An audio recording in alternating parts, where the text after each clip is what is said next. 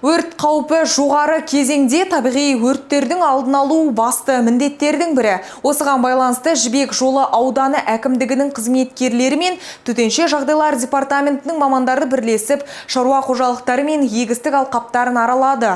Мамандар қожалық иелеріне өрт қауіпсіздігі талаптарын түсіндіріп, қауіптің алдын алу бағытындағы профилактикалық жұмыстарды жүргізді.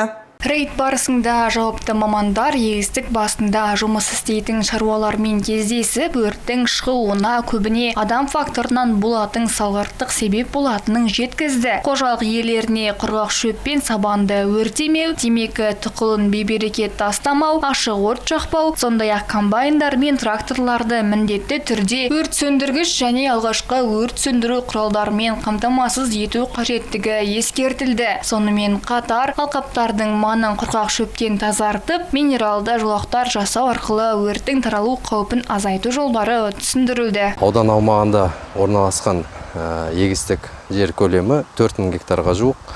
Оның ішінде біздегі 24 ірі шаруа қожалықтары бар. Олармен әртүрлі бидай, арпа, өртке жану қаупі бар деген аумақтарға бірінші кезекте түсіндіру жұмыстарын жүргізіп жатыр. Бұл жердегі өрт қауіпсіздік талаптары төтенше жағдайлар министрінің бұйрығымен бекітілген.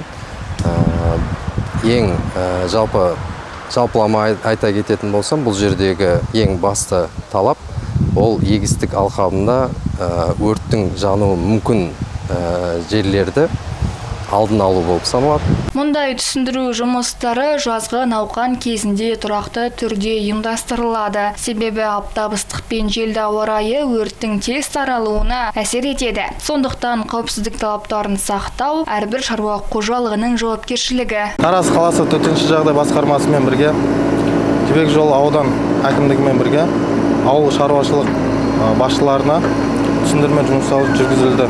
Қураған шөптерді жинаған кезде техника безопасын сақтауды және де электр сымдарының қысқа тұйықтығына жол бермеуге қатаң бақылауды алуға сұранамыз.